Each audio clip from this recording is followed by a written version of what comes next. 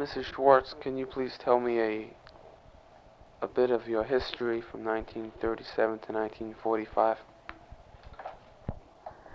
In 1937, I was in Poland, in Krakow. This town was a very cultured town with university, with a very big population of Jewish people. And we were living at this time very good there. We didn't feel much anti-Semites. But in 1939, as the war started, the German entered after few days the Polish territory and take over the government and the all government buildings in Krakow, in Poland, and gave every day different orders and against Jewish people. So we're starting our misery. We were no more human beings. We were only exposed to robbery, to murders, to shot, and to taken away in a jail.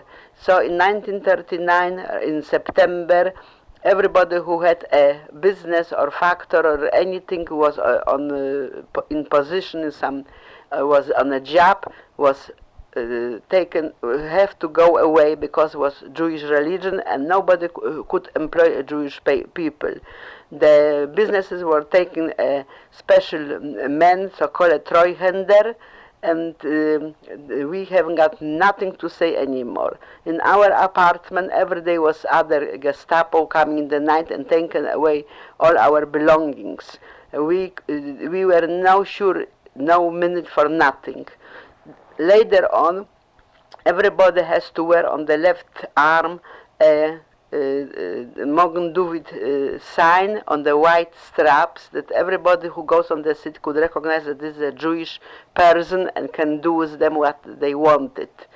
And later on, in 1942, in March, was established a ghetto in Krakow. In the one part of Krakow town, in a slum, they make it they close up with the walls, and we should live there. But not everybody has the possibility to live in the ghetto because has to have a special permission to live there. Only people who were working outside they were needed for work, they have a special permit with a picture, and they can sleep there in the ghetto and get out in the morning, come back. So that the older people fast all were not allowed to be there, but the younger one, which I was between them, I received this permit with my picture, and I was working in the German Brauerei as an interpreter of Polish of German and a typist at this time. So I go every day from the ghetto out to the town, I work and I came back.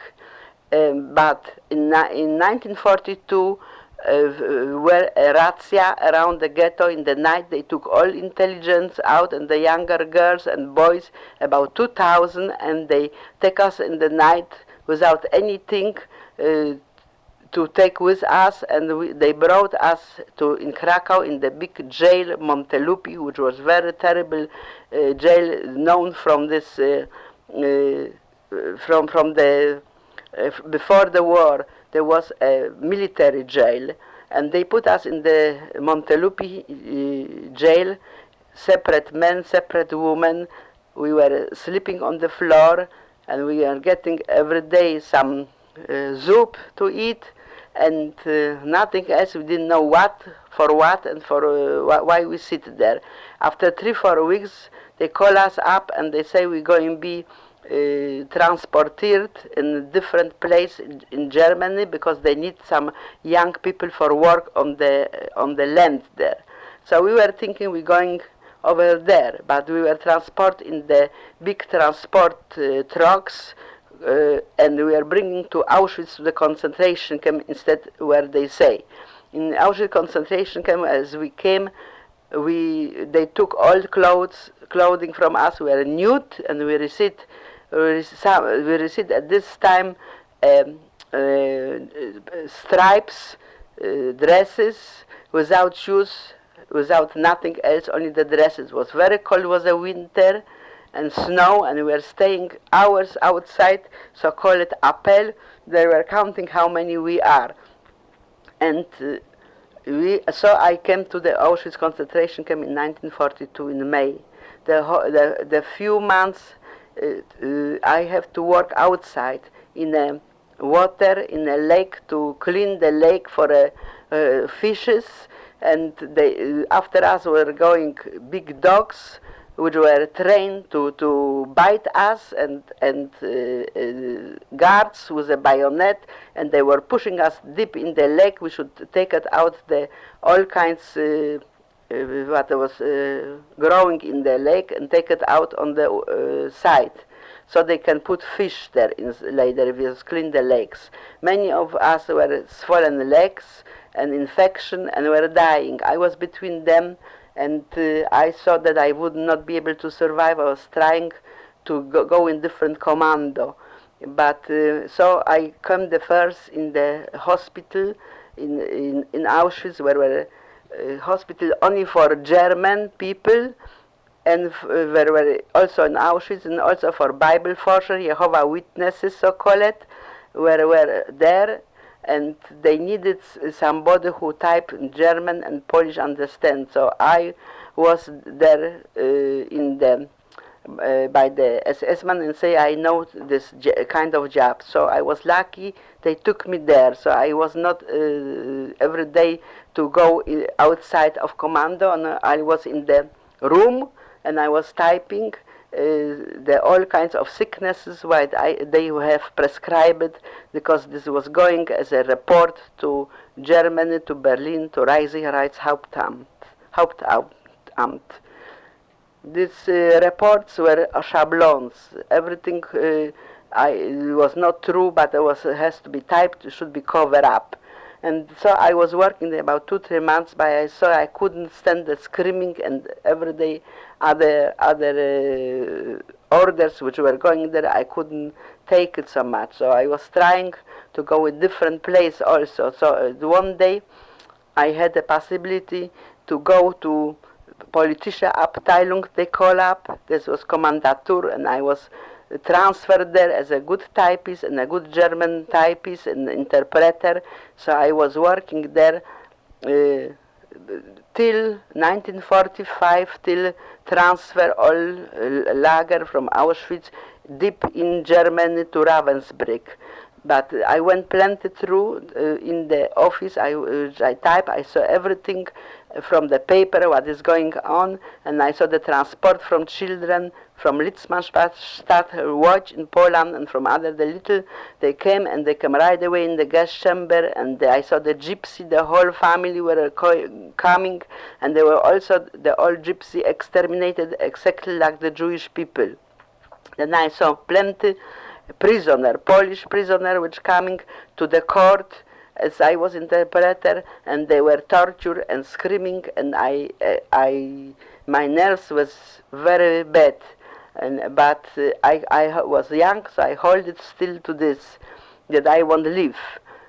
In 1945, as the war was coming to the end, in the Russian come one side, the German took everybody from Auschwitz and pull us over the mountains deep in Germany. We were walking without any shoes, without nothing, under the convoy from SS man and bayonets and dogs were pushing us. We were going through the mountains till there was some freight train, and they push us to the freight train and bring us to Ravensbrück by Berlin in another concentration camp. This was in 1945, already in February. There in this camp was nothing, only floors. We were lying on the floor, and the lice going over us. No food, no water, nothing. There was many dying for not hygienic and because they didn't have the water, they couldn't wash, nothing at all.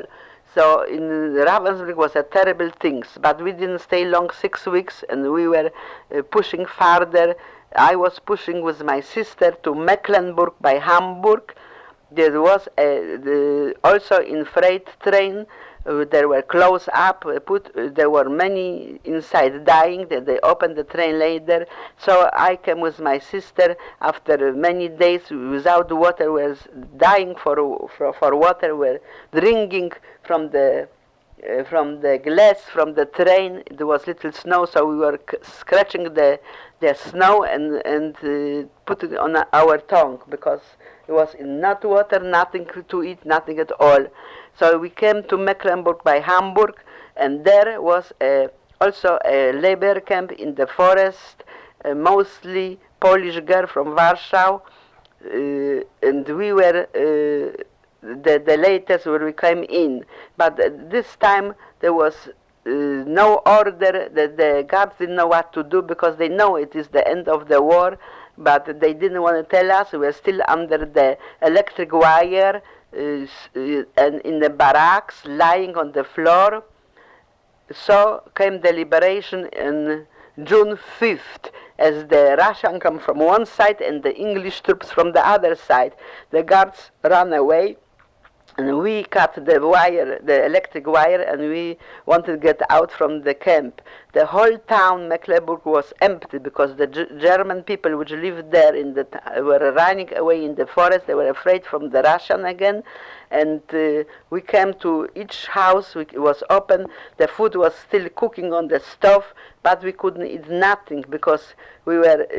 I knew from the books which I read that it's no good to eat right away after the stomach after so many years is empty. So I only drink black coffee and crackers. And so I gave my sister, she shouldn't eat nothing. Otherwise, I saw that many of them were dying. It was not a help, nothing. The Red Cross was there. The Red Cross came after maybe 6 weeks later, and they was making food. Who could go and eat the food? Everybody was lying on the floor. Everybody was sick. Was not help for no place. Then later came the Russian people and took over the town. So we went to him. He should give us a pass that we can go to Poznań, and from Poznań to Krakow back to Poland. But the pass which he gave us was we were going through the villages. The other Russian tear up and wanted that we work for them now. That we took to the potatoes, we clean up the potatoes for them. We couldn't walk, we couldn't talk.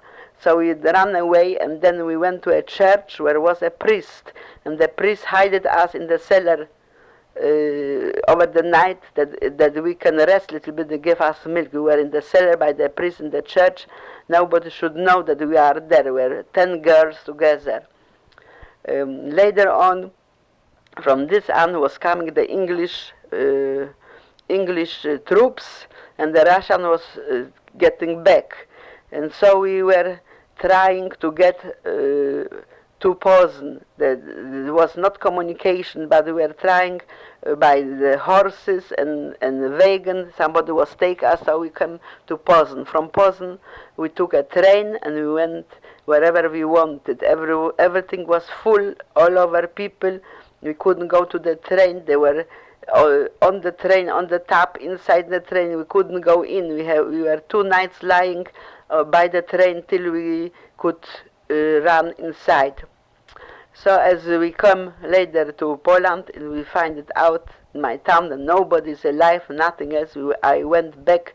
I wanted to go to America, and I heard that in Munich, in Germany, that is a joint distribution committee which helps people. So we are going, few of us, we were through the borders, we went to Munich. In Munich there was a help. There was a joint distribution committee which was helping the DPs. So we came in a lager and we were waiting till we feel better, and so apply for the visa to come to United States. And so after many adventure, I came to United States in 1947.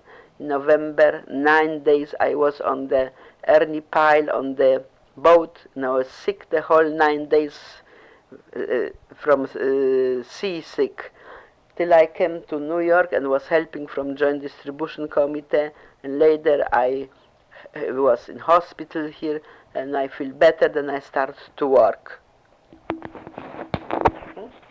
Thank you very much.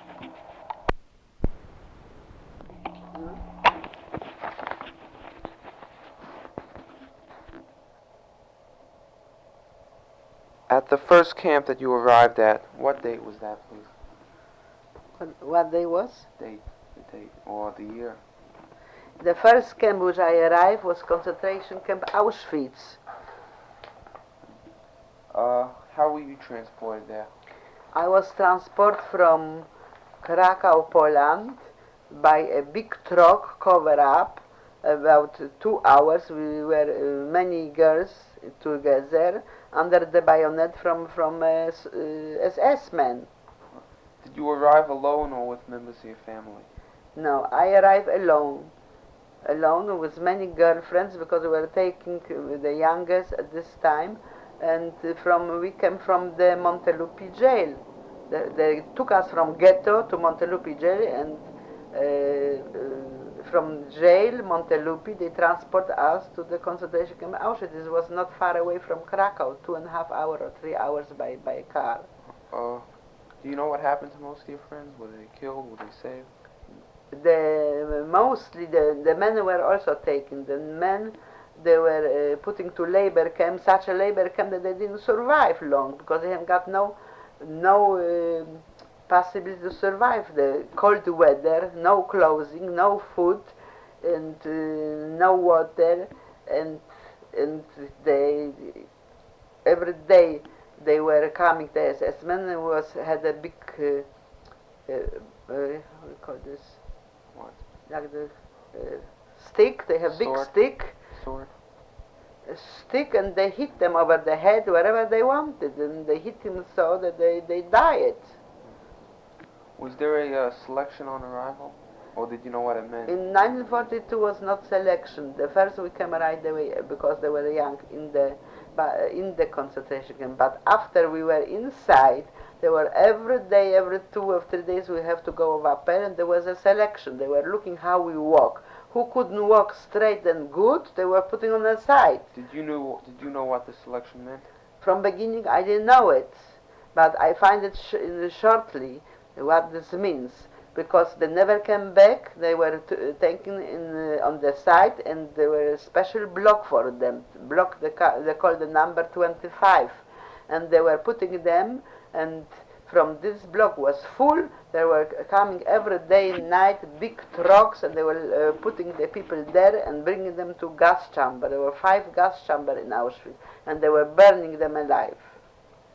Can you describe the location and size of the camp?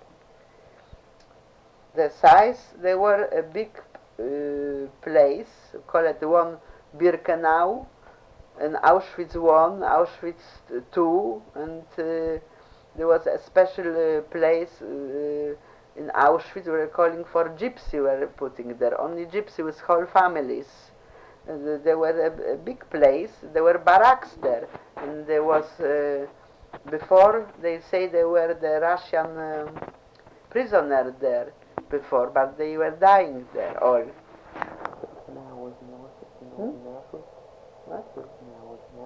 Birkenau is Auschwitz. This is a Nebenlager, the close to Auschwitz. Birkenau belongs to Auschwitz. Everything is concentration Auschwitz. But we're calling one size Birkenau, one size Gypsy Lager, Lager number 1, now Lager 2. This was divided like boroughs. Do you know what year or what time the camp was set up? The camp? What year When was it built? Was prepared.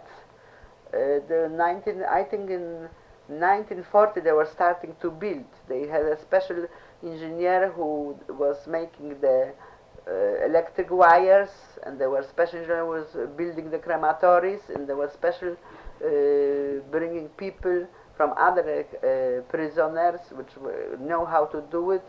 They were making the barracks, and the barracks there were beds, 3 beds in the high, and straw mattresses. Can you name any of the commanders, officers, and men that you remember? Oh yes, there was a Obersturmbannführer SS-man Hessler. Who was? There was a commandant of the lager. Then there was a SS-man Stibitz. Stibitz, he was selecting the people and putting to gas chamber. And there were plenty SS women in the lager where they had the same charge as SS men. There were SS ladies, and there were Hesse, Mrs. SS Hesse, Hase, I think. I don't remember exactly. And there were plenty doctors there which were selecting and making all kinds of experiments. Dr. Vetter, Dr. Mengele was there, very popular. And there was, they had also helpers, the called SD-men. There was a SS man who knows little bit about medicine or something to how to make injection. So they have a special group. Mm-hmm. Can you tell me how many Germans were surrounding the camp? The guards? Yes. How many? There were guards who were staying day and night in these little houses up and put the reflectors all over the lager that somebody don't go. Highlights. And watching that nobody ran away. And they were shooting somebody ran away. Besides this, the electric wire were around. And if you touch the electric wire, you were dead, hanging on the wire. It was impossible to get out and have dogs, special train to jump on the people and to bite them. And they had a SS man on the bicycle, motorcycle, and a woman SS woman on a motorcycle. So the commandant was on the morning right away in a special booth and was watching everybody. Would you say that there were also non-Germans who were guarding the camp? Non-Germans, yes. There were what were they? People were in the army, Ukrainians, Ukrainians, Polish people too, which were say they were Volksdeutsch. They have to apply. If they accept them, so they put them in the center. Many speak Ukrainian, many speak Polish, many speak German. There are all kinds of people. Were the Germans SS or did they belong to other units? The Germans have to belong to SS. In Auschwitz, they couldn't be as plain soldiers. There was a special SS or SA man, and the commandant was SS man. And they have a special training. They have a special university how to human being put exterminated. The first they give them a bad moral feeling, took away all material things from him, and they kill his soul. They took all the feelings, and then the physical. They destroy them. So they have now no choice, only to be they call them a Muslim. Muslim, there was a person who has got no soul, no will, nothing, number, he can walk, was a toothpick. Do you remember any incidents that could be used to accuse individual Nazis as war criminals? No, many incidents, but I think they are already under the Nuremberg process. Mm-hmm. They went there. And many are hidden, and my nerves are so that I am not interested to go after this. This is somebody else's job. Okay. What was the composition of the inmates? Numbers, ages, sex, Jews, non-Jews? What? Like what was the makeup of the camp? How many were Jews, non-Jews? They were coming every day in new transports from all over Europe to Auschwitz. They were coming from Holland, big transport for young girls and young boys. Jews or? Jews from Holland, Jews from Denmark, Jews from France, plenty Jews from France and plenty Jews from Czechoslovakia. There were big transport from Slovakia, big transport, and from Poland, and from... About how many were in the camp at one given time, like its top? If they were all barracks full. They were making selection. They were killing them, putting that they have a place for other one. Every day they were selection. Every day they killed people and then put in a crematorium and make places for other transport. The transport, other one were coming by trains, big trains, and they were making radio the selection by the trains, the young people on side and the children of other side, the old people of other side. So the younger were coming in the lager, they should work so long they are able to work, and the other one were coming right away in crematorium. Yes, but what's the maximum capacity that the camp could hold? How many people?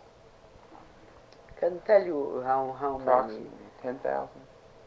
At least 10,000. I had in the first day I came, I had 7,000 number, from 1 till 7 in one day. 7,000 was come one. Later were coming many transport for 20,000, 15,000. And not everybody came in lager. The right day they put them in crematorium. So some were lucky, were coming in the lager. They can work and survive. Everything was a miracle. Uh-huh. What did the work consist of when you were working? The work, they took us to work on the rain or on the snow, on the make ways, cement ways, build houses, clean up forest, cutting trees. There was a very heavy work for a woman which never worked such a kind of work. But you have to do it, and they were hitting us with a big bats, and they put dogs after us, so we have to work. But there was plenty coming every day, dead people back from the work. Can you describe the way the couples acted? There must have been good ones and bad ones. There were selected couples for each commando. There was mostly German people which were also in lager for something that they had a husband, a Jewish one, or they steal something, or they were talking against the government, so they put the German citizen also in a lager. There were plenty American citizens also in a lager. Well, were they good couples and bad ones? They were good and bad couple, but anyway, they were afraid for the SS men, and they were doing everything what they say. They were under the pressure from them, and they didn't work normal like a person. They was under the pressure. They didn't know what to do. There were plenty American citizens also in Auschwitz concentration camp. They were not exchanged for a Geneva or something like that.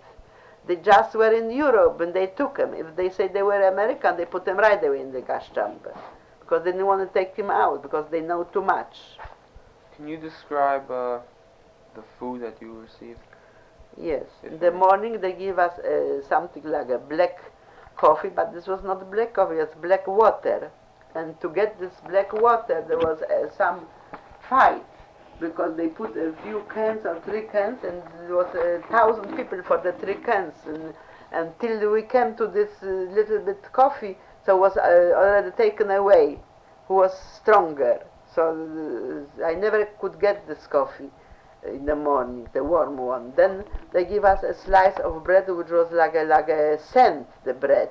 It was not a bread, it was making something from sand or from something like that. If you was touching the bread, it was falling apart like a sand.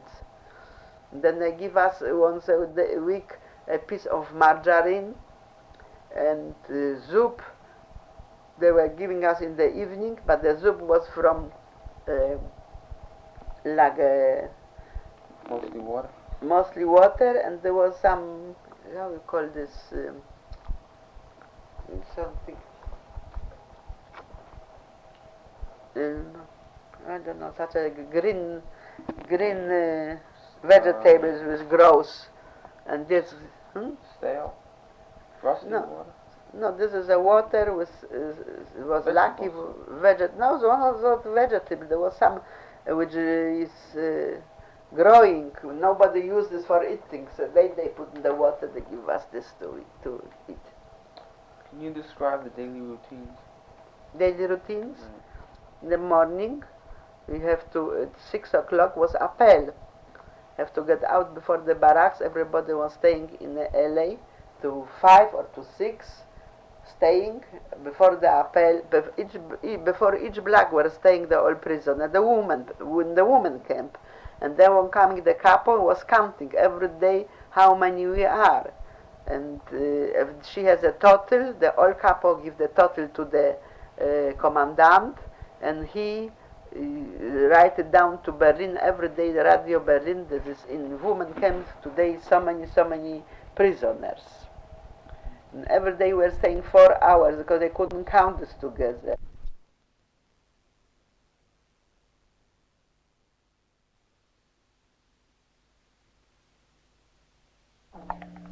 Some soda. The people should not get. They were putting for men and for women. They shouldn't have the sexual desire. So they put soda.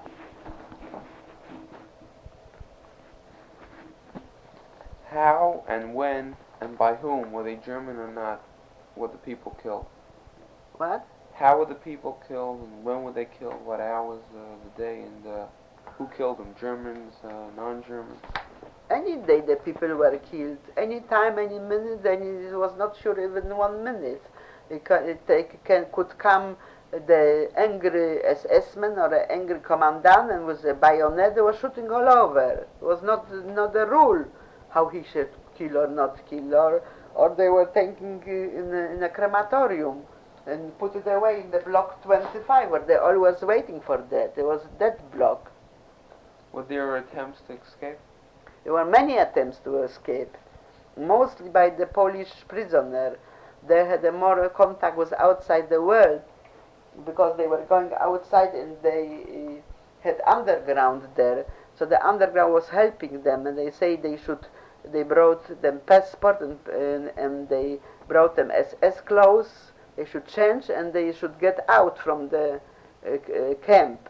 But they catch them. After 2-3 days they escaped. They put all over the dogs, and they catch them in the mountain or something, and they bring them back. They hang them in the middle of the concentration camp. Did the thought of escaping ever occur to you? To escaping, I had proposition many times that I should escape, but I was scared to escape, and I didn't saw that I have the possibility to run away. Was there any organized underground? In Auschwitz, Right. they were organized underground. They were mostly about the Polish prisoner. They had the radio and they knew what is going out, and they listened to the radio.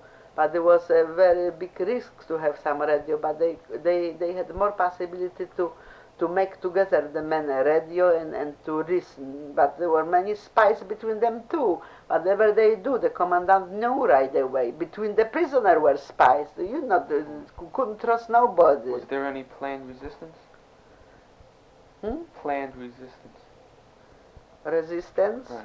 Everybody would just stop, maybe not do any work. No, they couldn't make this because they were bayonet and cannons. What kind of resistance you could make? They were all over you, the rifles. Well, if they knew they were going to die, they might as well just stop and let them They knew shoot they them. always resistant. There was a girl, they catch her. It was a one girl which she ran away, and they catch her in the mountains, brought her back. She cut her veins, and she resisted to go in the crematorium, so she cut her veins, so they put her anyway. And Well, there was a resistance. They had a factory. There was a factory there were making powder, ammunition. So a few girls steal the ammunition and they wanted put in the concentration camp, put everything in the air. So somebody says something. They catch the 4 girls and they hang them in the middle in the concentration camp. And everybody should look again there should be fear. Were there any attempts at cultural activity? Religion? Attempts about religion. Yes, they were from Czechoslovakia, plenty girls prisoners. They had a Jewish Seder, and there was coming Yom Kippur, so we were hiding with the Seder and we were praying to God and that it should help us and take us out with a miracle or something like could happen. But we couldn't show the Seder to the SS-men because they would kill us if they would see this. So we were hiding always. Were there any children in the camp? There were many children in the camp, but the children didn't live. The children were right away putting in the gas chamber. Were any hidden? Were there any children that were hidden? The children, they hit them. They hit everybody. But they found them. But they eventually found them? They were hiding a few, how long they could live. If they start to cry, little baby was born, that they find it out. They put the mother and the child together away. What were the relations between the Jewish inmates? The Jewish inmates? Right. There was not good relation, I should say. They didn't hold together. The Czechoslovakia and the from Slovakia, they were a little bit holding, but from Slovakia, the girls were terrible. They were very bad to the Jewish girl. They were calling us Polish swine. Not that we are Jewish, only Polish swine, and they were Slovakish from Slovakia. They hit us and they torture us exactly. We were afraid for them. They were spies.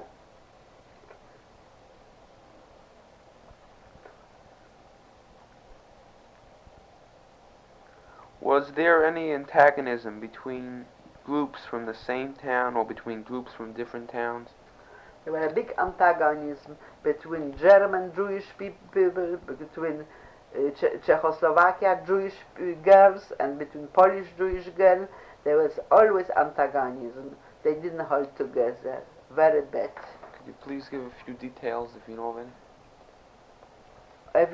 If the Jewish girl from Czechoslovakia, they came the first. They were the first coming with me. They were right away in the job in the office. The best jobs they took. So they put. It was something that they could bring from Czechoslovakia a girl from the same time. They were doing this. They were giving the couple some bread or something. They should bring the other girl inside. But if a Polish Jewish girl was capable and she has the passage to go inside, they were meaning so that they throw her out. They didn't want it to have they only was holding with themselves. I was the only one Polish girl in the office, and I went plenty through the Slovakish girl. Plenty through at how they, but I was lucky because I was strong and I had the knowledge and they couldn't do very harm to me. Did you receive any help from fellow inmates? Huh? Did you receive any help as far as anything goes from any inmates? You couldn't get help from nobody. Get any extra food? Extra food you could get only from the men. The men were in a separate lager behind the electric wire. But some of the commando of men was coming to the women camp. But you couldn't talk to them, you couldn't be in contact with them because they will hang you right away. But as I work in the office, there were coming plenty Polish, Catholic prisoners. They were, as the underground, they catch them and they have to make statements before the SS man from outside who was helping them. And I was the interpreter. So the SS man didn't understand Polish, so I could talk sometimes a few words to the prisoner and tell him, if you get out back in your lager, send me something. If you have facility, nobody should know. So I was getting a help from the prisoner, from men. They were sending me some bread sometimes, or sending me some margarine and something which I wanted. But only because I was the interpreter, I have the contact. Otherwise, you couldn't get it. Nothing. Were you sick in the ghetto? What? Were you sick in the ghetto? In the ghetto, I was not sick. I was young. I was not. Rather sick. in the camp. In the camp, yes. Well, we're talking about the camp. In concentration camp in Auschwitz, I was sick. In 1942, it was a big malaria there, and everybody was sick, and I was also. There was maybe 4,000 or 6,000 people lying sick in such a revier. They call it a Krankenhaus, but there was a hospital, but it's not a hospital. There was only the 2 barracks where they put the sick girls, but. One day before, there was no bed for nothing. Everybody was sick, and there was, from Slovakia, was such a nurse, but she was not nurse. And she has the possibility to throw you out from the bed or give you the bed. So there were so many Slovakish girls sick, and she needed a bed. And I was on the bed lying. She said, "You Polish swine, you don't need it bed. And she threw me out from the bed, and you go on your barack. And I still was sick, had a high fever. I didn't know how to walk. I don't know even how did I walk to my barack back, where it was no more a hospital. So it was afternoon, and I was lying in on my straw, and I heard the whole barracks where there were the sick people. They were close up. In the morning were coming big trucks, and they were coming, taking everyone to Gasham, and I was the only one which I survived, because she threw me out. How did you recover? I was the only one which I survived. All sick girls were taken crematorium. So It was a miracle, and I was looking on my records, my cards, in the office later as I came. My cards was between the dead cards. Then I took my cards, I left there because sometimes they was picking up from the living records card people, and they supposed to shoot them. So my cards was between dead, so they never could pick me up. So I survived the 3 years this way. Remember, understand what I mean? I understand. How did you recover from your illness? From what? From the Illness, sickness? yeah. I was trying to get from the men sauerkraut. Sauerkraut is only one thing which was helping me, helping for all sicknesses. He was bringing me sauerkraut with the water, and the water I was drinking, and the water was killing all infection. And he was bringing a little whiskey. I drink the whiskey. Whiskey was helping also. I survived with this. It was two medicine. Sauerkraut, water. The only medical attention that you had was the German hospitals, which wasn't much of anything, right? There was not medical attention that you get some pills or something. I had only there was in the hospital, which was for German prisoner, for a woman. I had a girlfriend. She was by the pills, so I told her, please steal some pills for me. I needed calcium pills or vitamin or something. So she was bringing me in the night a few pills. And I remember I was very hungry. I ate plenty calcium pills, which was helping me many also. Then she brought me some vitamins with wheat germ or something like this. I was eating that. Whatever I had, I was eating. I don't know how I survived at all. They didn't help you at all? It didn't help nothing. There was no help. Could you describe the clothing and the sanitary conditions that there were in the Clothing? Everybody was getting a striped dress. And this striped dress, you could wash this and hang it over the night and wear back. It was not allowed to wear brassiers at all. They're coming the new transport, they were bringing plenty clothing. You have to buy, you have to give your piece of bread and to buy underpants, or to buy you whatever you wanted to buy from the newcomers. It was a special warehouse, so they were stealing from the warehouse and selling for bread or for something. If you could afford it to give your bread, you could buy you something. Did you or anyone else receive mail officially? No. Or by parcel?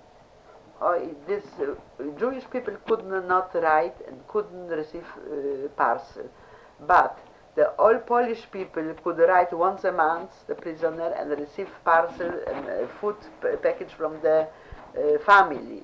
Mostly the SS men steal the packages because they were also hungry. They haven't got not enough food. They steal this, or they give them a half, or they give them what they wanted from the packages. But as I work as a typist in a commandatur, so were coming a courier from Berlin, SS man, and he was bringing the mail for all prisoners for the camp. And he was between the camps going with the 2 luggage with mail. And one day he came with the mail from big mail and put the luggage on the desk and say, I should divide the mail by the barracks, wherever it is, by the records. The mail should go to the prisoner. And so I asked him, could you, I never able to write a letter, I said, because I am Jewish. So he said, you know what, nobody should know, write a letter wherever you want, and put in my coat in the sleeve, and I will be out of Auschwitz. I will mail it, but don't say nobody. So I type a letter to my relatives, which I know in Sweden, in Stockholm, and I wrote to him that I am in a concentration camp, so and so. If he is able to send me some packages with food or something, he should try to send me, but not of my name, only of some Polish prisoner which I knew he could get it. So I give this letter in the sleeve of the courier, and he really mailed this letter outside, if he was outside of the concentration camp. And after a few 2 months, I received a letter from Stockholm from my cousin on the address on the Polish prisoner that he received my letter. He's going to try to send me something, but I never received from him anything, because later on I find it out that he sent it, but they never give it to us.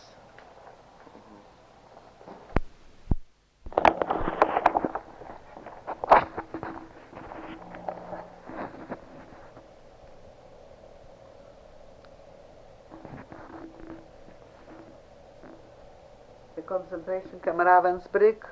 The concentration camp Ravensbrück is by Berlin, deep in the forest, and there was a terrible camp exactly like Auschwitz. There was also plenty SS guards who were hitting and torturing all prisoners, and there was a impossible, I think even some conditions were worse. There was nowhere to sleep, there was no changes of clothing, nothing.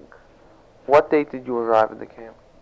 When I did arrive in Ravensbrück, after on 18 January 1945, the Auschwitz was liquidated the camp, because the Russians were coming closer, and they were pushing us deep in Germany after the convoy from SS men and dogs.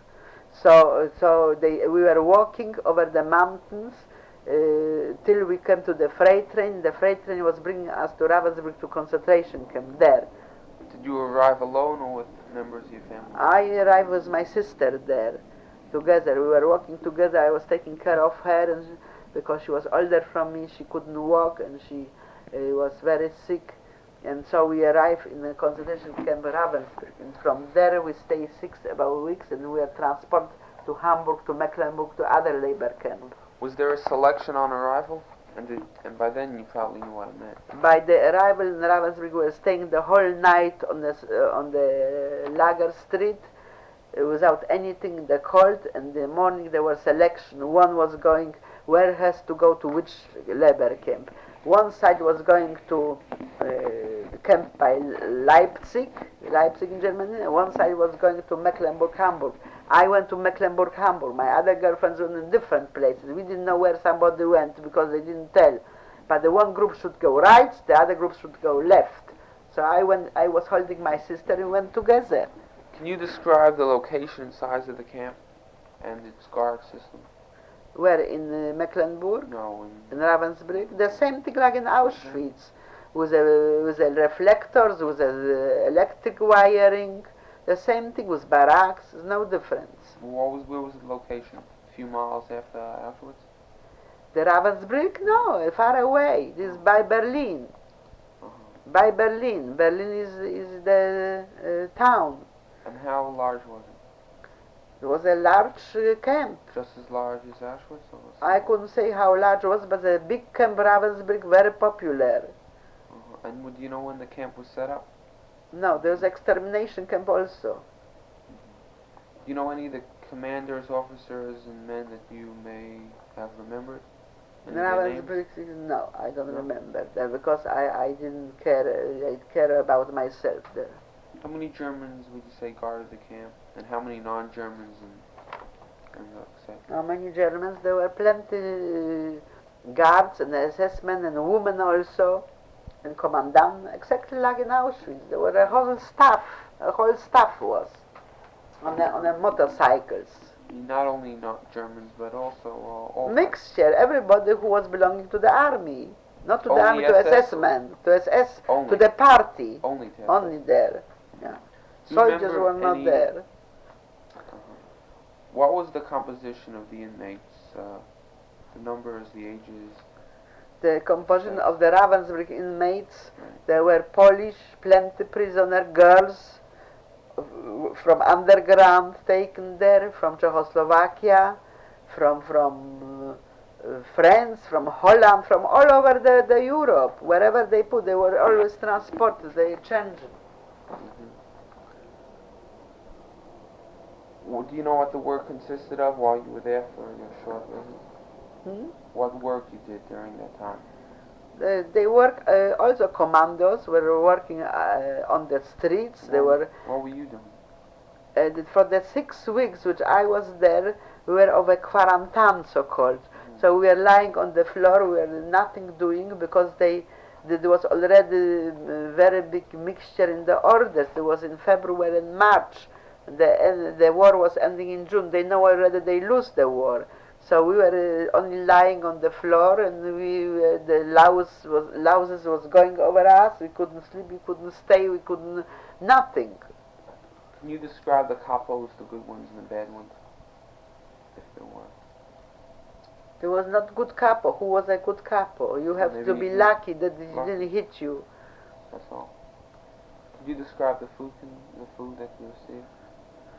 The food, they were the same food like in Auschwitz. Soup from water and from poison ivory inside, making hot.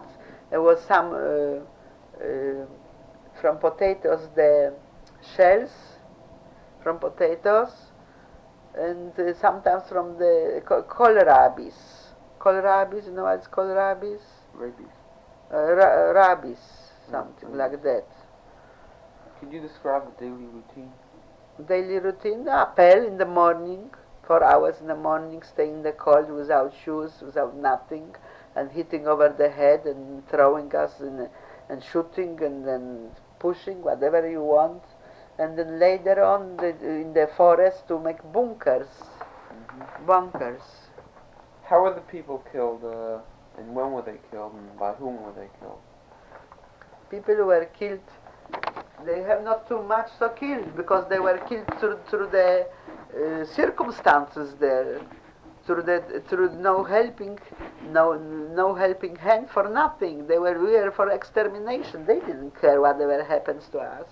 We should be put there to exterminating, not to live. Were there actions in the camp? Actions? There was selection. They were taking the people, putting in the outside in the cold water, like a basin, staying over the night till they froze up in the morning. Was there an organized underground? There was underground between Polish people, but not between us. Was there any planned resistance or contacts with the outside? There was a resistance in Auschwitz, I remember. From crematorium, these boys which were working in crematorium, they steal the powder from the factory, from the ammunition factory, and they wanted to put the crematorium in the air. But somebody was a spy and told them, and they all were putting right away in gas chamber. Was there any, in this camp, was there any contacts with the outside? There was a very small contact with outside. Everybody was scared. But sometimes were coming the Polish people inside and giving on the words, the war is not going to be long, and giving us messages how the front stay. Were there any attempts at cultural activity? Cultural activity in Ravensbrück, no. No. Were there any children in the camp? In Ravensbrück, I didn't saw them. I saw inmates.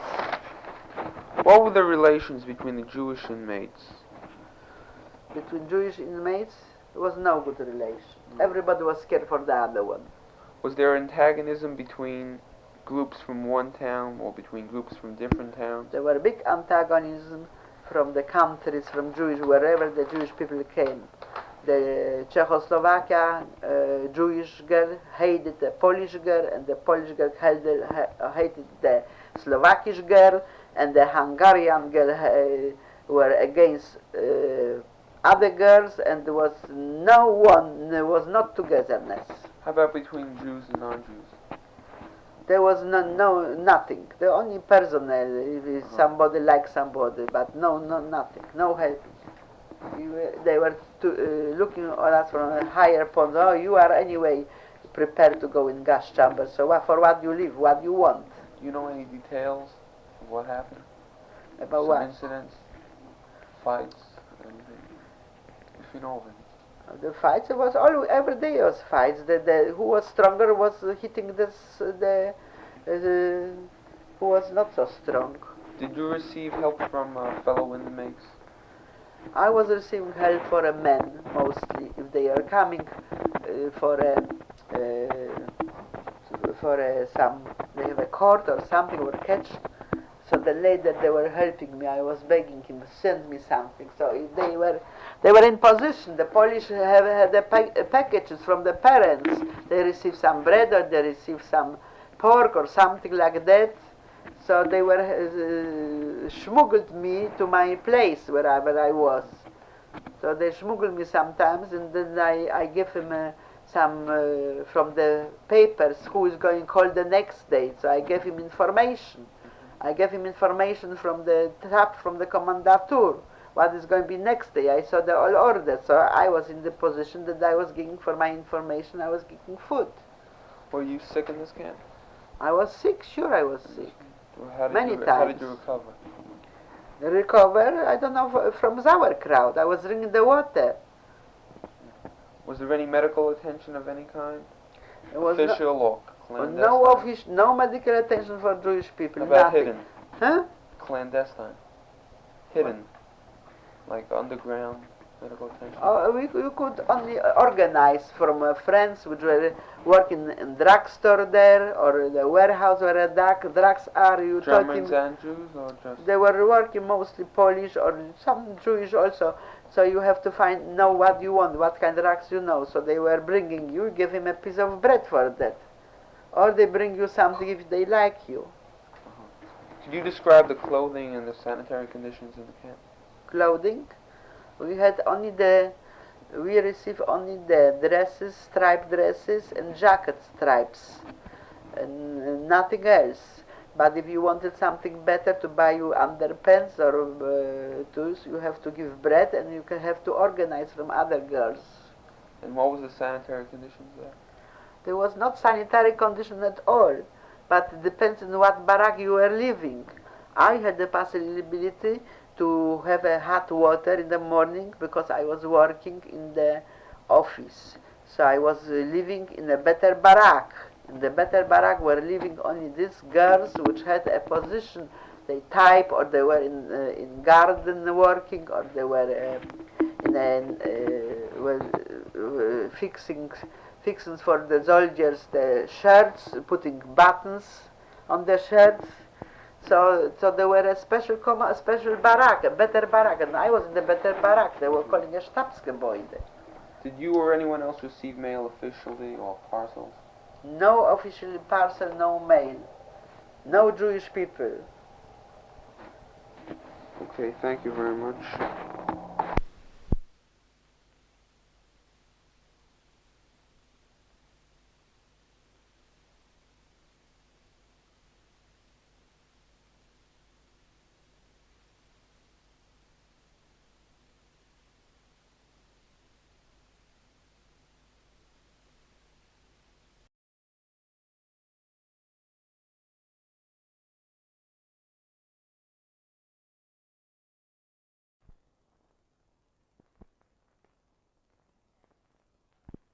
Like this camp one? Your last name? Huh? What date did you arrive at this camp? The last camp which I went was transported from Ravensbrück by Berlin to Mecklenburg by Hamburg. There was a labor camp. Labor camp where were about 1,000 Polish Christian girls from Warsaw which were working underground. They catch them and they put them in the Mecklenburg by Hamburg, and they were working in the factories for German people which were making jets, little airplanes. And the airplanes, they have to paint it and to put together that and they were there in the forest. And there I came with my sister and a few. There was a very better camp than the other one. They put us to Mecklenburg by Hamburg. Later on, as I was liberated, I found out that this camp was the best for all, from all the other camps, which the other people were putting in different camps. There was a labor camp, Polish camp, and we came Jewish people. They give us 2 barracks, and they put us there in the barracks camp. But we haven't got no possibility to sleep at all. There was nothing, only was a floor, and there was so dirty there. You couldn't sleep with the other one. So there were a door from the toilet. I took the door out, and I had 2 chairs, and I put the 2 chairs and the door on the top, and I was sleeping on the door. And holding my belongings under my head because they were stealing in the morning. You get up, you have got no the dress and no the shoes, nothing. So you have to sleep I was sleeping on the door. The door was my survivor because otherwise I would be eating up from the louse and from the mouse and from the rats. Did you arrive there alone or with members of your family? I arrived there with my sister. Was there a selection on arrival or that was out already? There was no selection there anymore. They throw us in the barracks and let us stay there. Until what? What's going to happen then? Till the liberation camp. They know it is already there. Oh, they knew it was over already? Yeah. Could you describe where the camp was located? It was located in North Germany by Hamburg. Half an hour from Hamburg, in a forest. They call the state Mecklenburg. Do you know the size of the camp? Neustadt-Glewe, the town was. Neustadt-Glewe, the labor camp. Do you know the size of the camp? There was maybe 1,000, 1,500 people, no more.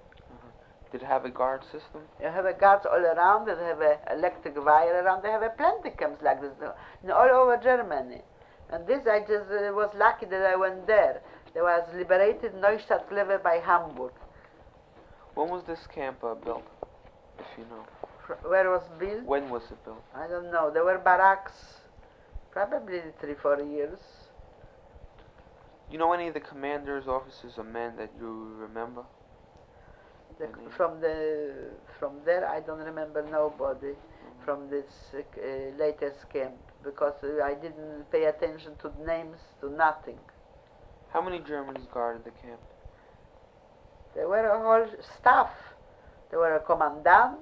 There were a kitchen there, where they were cooking there there were women who were watching, SS women.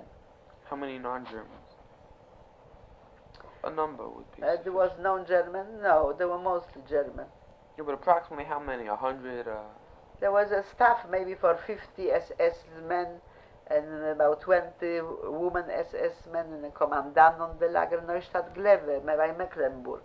And inside there were capos from the prisoner. And then it was close to this camp there was prisoner from France, French prisoner were, and Italian prisoner were there. And so we had every day from the French prisoner were giving us news, how far is the war. So we knew that in 10-14 days the war is going to be to the end. But they were, every day was like a year. Were people being killed during these days? During this day, every day were people killed because the SS men were coming to the appel and were shooting in between us. You know the composition of the inmates, like the numbers and the ages, sex, Jews and non-Jews? There were 1,000 Polish girls from underground from Warsaw. They have a separate barracks. And this, which we came, the new transport which came from Auschwitz or from another camp, there we have a separate barracks. And there where we're putting all together, doesn't make difference from where. They're all together, young and old, all together. What did the work consist of while you were working? While I was there, the work was consisting, you have to go, or they took you to the kitchen, which was, the kitchen was for the prisoner, they were cooking soup there, so you have to, the potatoes, you have to clean up the potatoes, wash them, and cut in pieces, and somebody else was cooking this, or there were you have to carry big pipes outside the camp, and the pipes were for water or for something heavy plumbing. Or they were making bunkers for the soldiers, or we have to cut the trees. Could you describe the kapos, the good ones and the bad ones? The kapos was some German kapos. They have a green dreieck on the clothes, and they were big murderers or stealers. They were put in concentration camp, and they have to have over us the power. Could you describe the food that you received? The food which I received in Neustadt Glebe by Hamburg, there were mostly no food at all. They were coming in the morning soup with potatoes. All potatoes from the soup was taking out the kapos eating himself, and the water was given to us. Could you describe the daily routine? Daily routine, in the morning we have to stay appel 4 or 5 hours. Then there was a selection. They throw us out. Some they throw us to go to work to cut the tiles from the houses, to build houses, to clean the tiles, because they use old tiles, and the cement you have to scrub out from the tiles. They have to, because they use old material for the houses. Or they throw us in the kitchen to help in the kitchen, or to work in the forest. And then we come back at 6 o'clock. There was coming, it was 40 going out, was coming 15, because the other one was dying on the road. And then we came back, we get the soup. Can you tell me how, when, and by whom, either Germans or non-German guards, were people killed? What? How were the people killed, and by whom, and where? The inmates, how was they killed? Yeah. They had the bayonets. They have rifles. But wasn't they just take them and kill them? They were taking... no selections. This was a labor camp. Labor camp. There were no more selection anymore. There were no crematorium there. But they were killing us with their hands. Were there attempts to escape? From there was no attempt to escape. There was nowhere to escape. It was deep in the forest. And there were dogs all around. There was cannons and armats staying all around. Was no there armats, big cannons. Cannons. Cannons, yeah.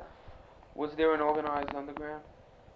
There was not underground there in the camp. They were mostly girls, and they were not organized. Was there any planned resistance? No. No resistance, no. Any contacts with the outside? We have contact outside with the French prisoner. The French prisoner was the next Naven lager, close to our lager. They were coming sometimes to fix the electric or to fix the doors or something, and they were talking to us, tell us every day how it stays the war. Were there any attempts at cultural activity?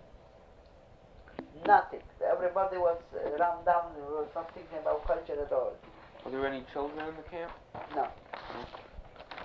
Were there any relations between the Jewish inmates? The Jewish girls... Excuse me. What were the relations between the Jewish inmates? Was there antagonism between groups from the same town, between groups from different towns? Between Polish and other Jews? In the last camp, there was no more so much antagonism and no more relation, because everybody was so run down. They couldn't walk, they couldn't talk, they couldn't do nothing. Did you receive help from fellow inmates? Any help from fellow inmates? There was only French prisoners around and Italian prisoners, and they couldn't give us nothing. They didn't have anything. They could only tell us how the war is standing and how far are the Germans and when the war is going to be finished. Were you only news. Were you sick in this camp? In this camp I was not sick, because I was not working at all. I was lying on the floor, and I was sleeping on the door in the night, and I was trying to hold my shoes. I had the shoes and the coat. I have to hold it. Nobody should steal. In the night I had it under my head. Was there any medical attention of any kind? No attention at all. Describe the clothing and the sanitary conditions. Well, you described. We didn't get no clothes. No clothes? Many months in the same thing. We were sleeping and going. The same thing. No clothes. It was no medical attention. It was no changing for anything. Well, without clothes, how did you survive? I had the same clothes which I came from other camp from Ravensbrück. And the all same the thing. people there probably. Huh? And all the people who arrived there had the clothes. The same thing, but they were blankets. The blankets, we have a few blankets. The blankets were full with louse inside. So we are trying to clean up outside the louse from the blankets to put them on the air and bathe them. Was there any way to take a shower? Was not showers there at all. It was a little there water. A swimming pool or something? Nothing at all. No swimming pool. I don't mean a swimming pool. I mean a lake. No lake. Nothing at all. There was water sink. Was sink, and if you could go to the sink and take a little water and wash yourself, we were lucky. Million people were by the water. You couldn't go to this. Did you or anyone else receive mail officially or parcels? I didn't receive in Mecklenburg and Neustadt, no mail, nothing at all. We were cut off from living well. Okay, thank you very much. And now we will go to the ghetto you were at. Could you please name, what was the name of the ghetto? The ghetto? Right. The ghetto was situated in Krakow, Poland, in a slum. One part of the Krakow slum was making a ghetto for Jewish people. They were closed out with the walls, and by the walls were staying Gestapo and control. Nobody should get out, nobody should get in. This was the Krakow ghetto? The Krakow ghetto. Do you know from what year to what year you visited? The Krakow ghetto was starting year you were there? In March 1942. You were there from 42? I was 42 till they took me to the Auschwitz concentration camp. I don't know how it was later on. Mm-hmm. Were you in the same town before the ghetto was set up? I was in the same town. I was in Krakow, Poland before the war, and then later they set up a ghetto there. One part of Krakow, of the town, they make a ghetto. What anti-Jewish actions were taken before the ghetto was established, including pogroms? Now, I'd like for you to state dates and details. What? What anti-Jewish actions were taken before the ghetto was established, including pogroms? The Jewish people didn't resist nothing in Krakow, Poland. They resist in Warsaw only. No, but what actions were taken? Like, what did the Germans do? Were there any outbursts of anti-Semitism? No, they gave written orders, and they published all over the town. They pasted on the walls. Did they go into stores and break They went to the stores and they took what they want with the bayonet. Nobody was resistant. Was this organized by the Germans or just anybody who was living in Poland? No, it was organized for the soldiers and Gestapo, SS men.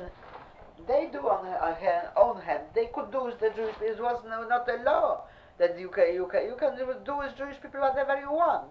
Anyone. Did any of your family live in the same ghetto with you? No, I was alone because my mother was older. They didn't let her. She didn't get a permit. What work did you do in the ghetto? What work did you do? Ghetto. Right. In ghetto, I have to shovel the snow. Big snow for the whole day.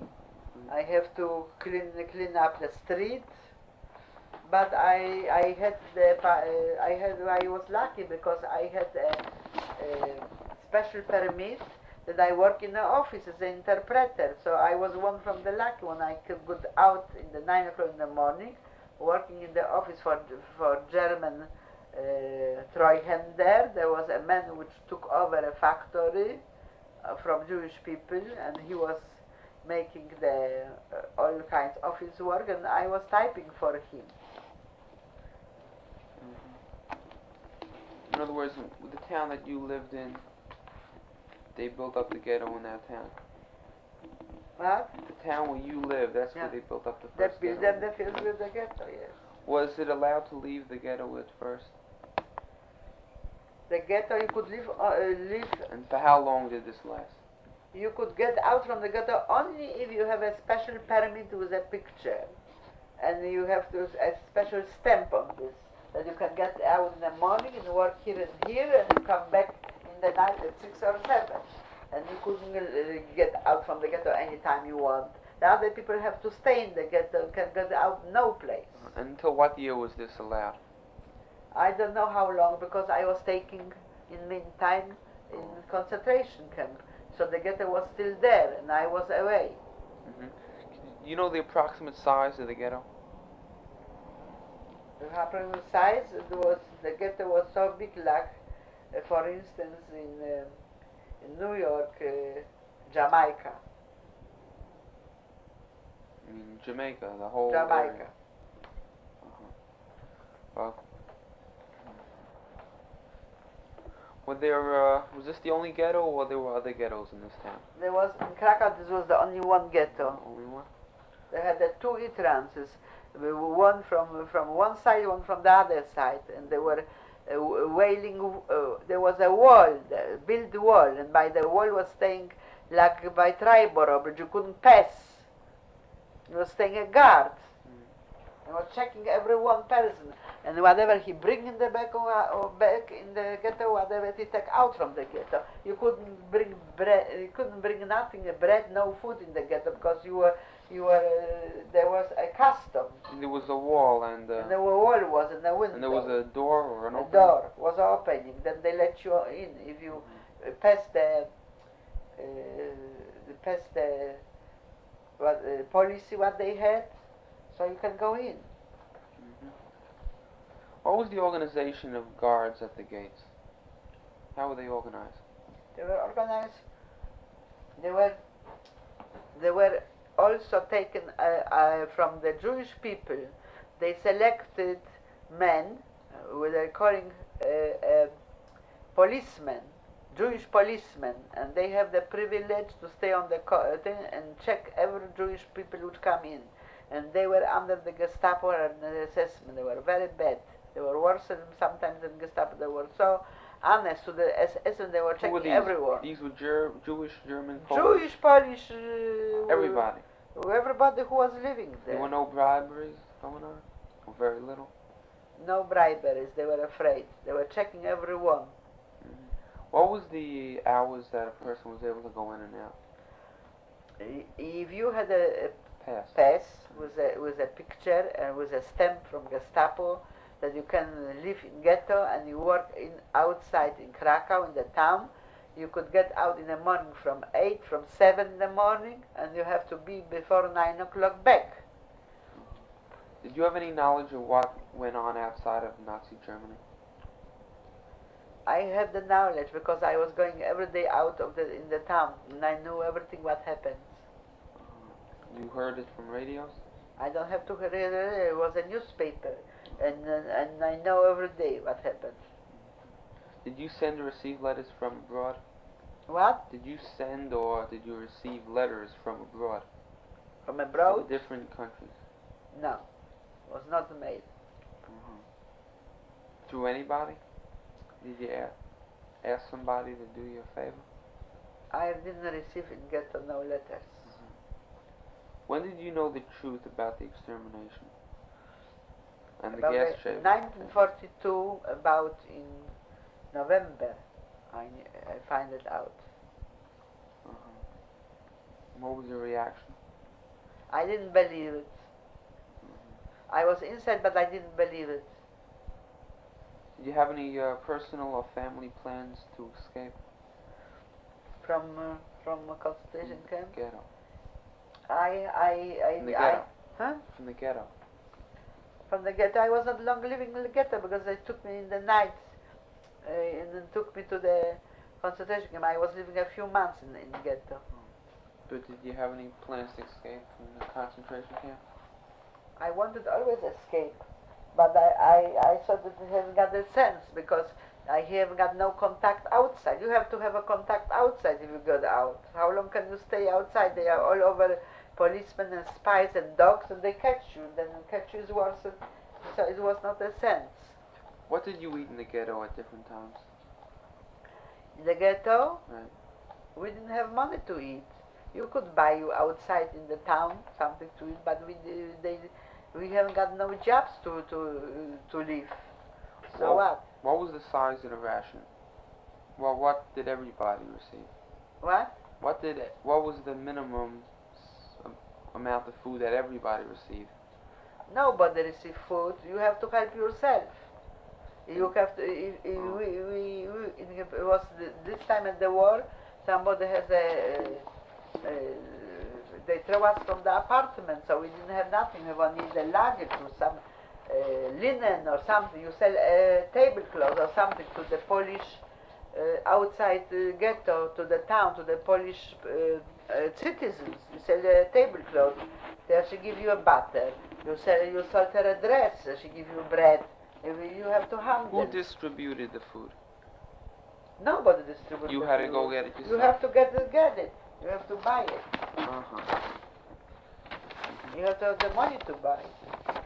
Can you tell me the size of the living space you had in the ghetto? How many people were in a room? No. There were no special places. Everybody who was getting a little room by 8 by 10, and there were even 3 persons inside, they were lucky. Because there was a little space, they were in the worstest condition there, and everybody was trying to get a little room. So whatever somebody was getting was happy. What were the cooking and sanitary conditions? The cooking, there were stuff of coals. They were coal? Coal stuff. You had I have a little stuff of coal. Was it available? It was not available. It was already in this room. We took If you had over. to get more, would you be able to acquire Huh? it? If you had to buy some more, would you be able to acquire it? If I had the money, I could bring me more coals inside. In other words, the sanitary conditions was livable. It was possible to live. There was a water there, there was a toilet. What pre-war political parties were there? What? What pre-war political parties were there? In ghetto? No, before the war. Political party in Poland? Like There was Democracy, Liberal, liberal, yeah, conservative, and all that. Conservative. What was their relative strength, and who were the Jewish leaders in town before 1939? There were Jewish leaders. There were a Jewish community. In the Jewish community had a so-called kahal. Kahal. There were older men who were choosing to have a power and give orders over the Jewish population in Krakow. They were mostly fine men, educated men, and they had a convention and talking, and we were paying. Everybody was paying some taxes to the kahal. Jewish family was paying every year taxes to the Jewish kahal. Kahal. Kahal. Sounds like a Jewish. Kahal. This is like a. Sounds like a Jewish name. Huh? It sounds like a Jewish word.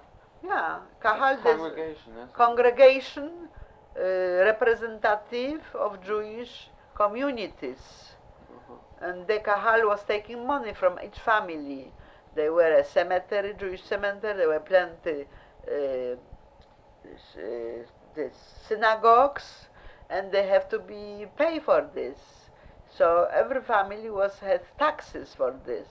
Depends of the business, and so the kahal could hold the synagogues, could hold the cemetery, could give help to the welfare of Jewish people. We have like a own regime. Own regime. What happened to them during the war? During the war, the people were taken away, they were throwing out, they were destroyed. Everything was destroyed. How was the first Judenrat appointed? What? How was the first Judenrat appointed? Judenrat? Oh yeah, there was a Judenrat appointed in a ghetto. They wanted to have the Gestapo wanted everything, every day something else.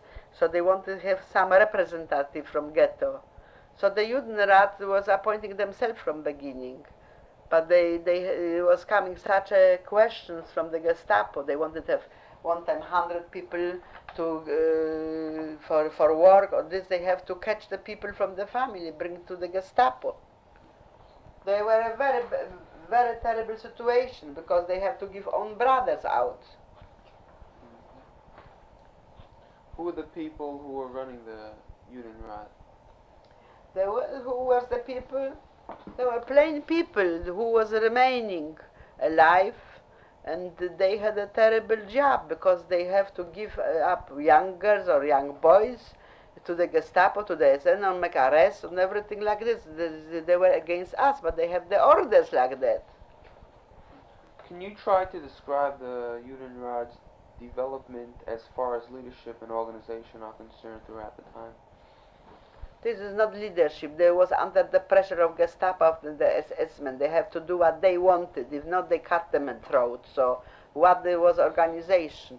They were under the pressure, like a prisoner in Vietnam or someplace have to do what they told him. Otherwise they were tortured. They cut him the head. So what kind of good was? Nothing.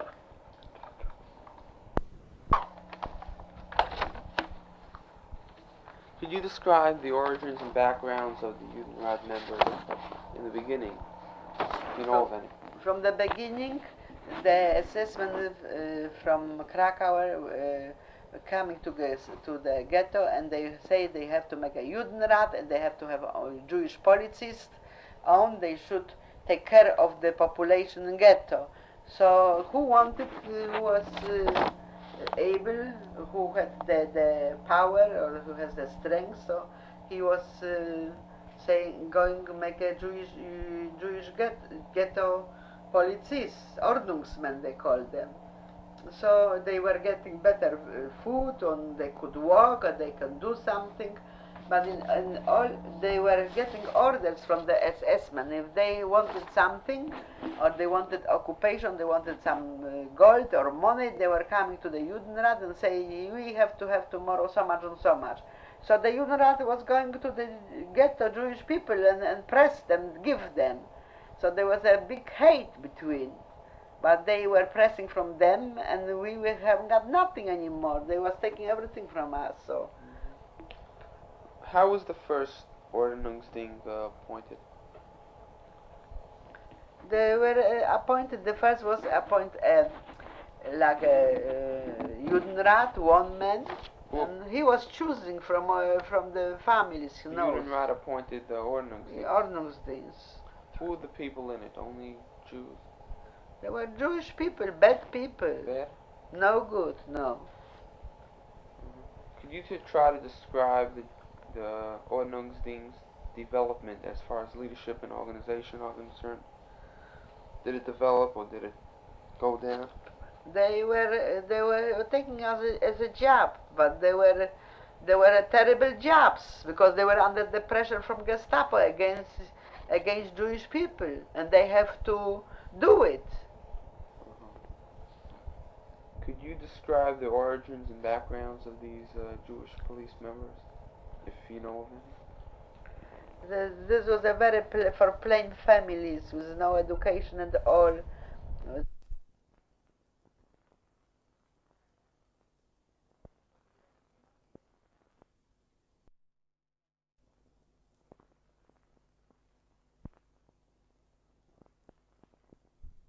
Jewish policemen, they called them Ordnungsdienst of German. They were wearing hats like a policeman with a Morgen du with stars on the front. These policemen, there were only 25 policemen around the whole ghetto? The whole ghetto about, no more. Including there were SS on the side?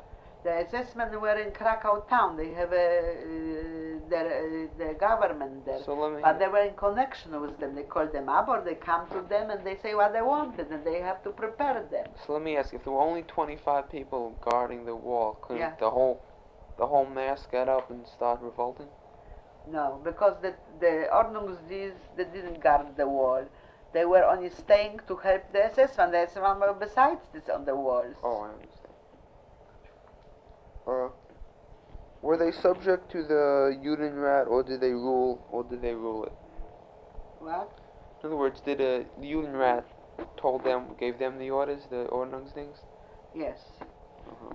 But if even was a revolt in the ghetto, wherever you won't go, in the town of Krakow, where were Polish people, they give you up to the Gestapo back. You haven't got the paper to go. Where you have to go? The borders were closed. To Germany you couldn't go. All borders were closed. You could only fly away. But how can you fly away? You haven't got the passport. You have to have a passport to go away. So at time of war, you don't look for a passport. You just. But nobody lets you out. How you go to the airplane? You haven't got no visa. Don't enter visa to other countries. Let me ask you, if let's say 500,000 people went wild, and like wild people, they came out and they were screaming and everything, they wouldn't be able to just shoot them down in cold blood. Sure, they would. Not 500,000 people. If even 500,000 people shoot. They couldn't even do it in the towns because they were afraid that the people would see it, and they wanted to cover it up. They couldn't do nothing, Jewish people. There was in Warsaw, there was a big revolt, and they were killing everyone, and the rest was taking concentration camp. A matter of nothing, you couldn't do it. There was so many soldiers and so many cannons, and we were like a mouse in a trap. Mm-hmm. What was the Polish blue police supervision? What? There's a certain term. Polish blue police supervision. You know what that was? No, I don't know. Was the Jewish police directly under the German supervision? Yes. They were? Under Gestapo. Okay. The Jewish policemen were under direct orders of Gestapo. If the people had nowhere to run, why did they just stay where they were? The people have got no way to where to run. Why did they stay where they were? Where they should go. They knew that they're going to kill them, so let them just stay where they are and not move. Nobody was moving no place. The people were moving because they know they could. Some people were going in the out. In other words, they ghetto. fooled them. They told them they're going to resettle them in the east, and they really didn't. No, but some of the people who knew that there is the extermination for Jewish people, they wanted to leave. So they have a friends in some villages, Polish friends, farmers, and the farmers was taking for big money them and give them a little room, and they closed the room up. There's no room, only they put it walls, and they were living so 2-3 years, and the farmer was bringing them food for money, but if they would catch the farmer would be dead and everybody. But many people survived this way.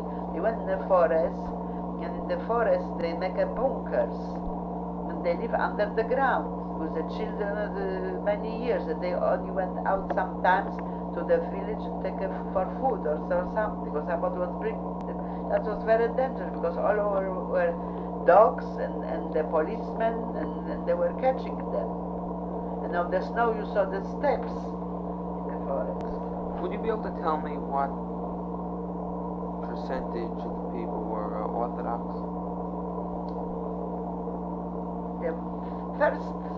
First they took the Orthodox people and they killed them. The first was very little. The first rabbi, I was with the rabbi, it was a rabbi's daughter taken to the Auschwitz concentration camp. She didn't survive. She was helping me there. She was there. Was she? She was a rabbi's daughter of Rabbi Frankel. Rabbi Frankel in Krakow. Very big rabbi. But they know her. She was the daughter. And she was very fine with me. She likes me. Because I helped her the first time, I didn't know what she is. She was wearing a wig at this time. Did she escape? No. She was in crematorium, they put her. She was sick and they throw her in crematorium later. She didn't escape, she didn't survive. But she was helping me from the beginning to come to the hospital there as a typist. She helped me out. Do you think this could ever happen again? Yes, I'm sure. People Sure. are no good. You think it will happen? People Or have no can happen? experience, they are no good, and they are very greedy for money, and they are very jealous, and they hate each other. They have got no soul, no feelings, nothing. They are living some in very bad circumstances. They don't care. They only grab somebody else. It's the same thing all over. Okay, thank you very much for your time. I really appreciate it. And good night.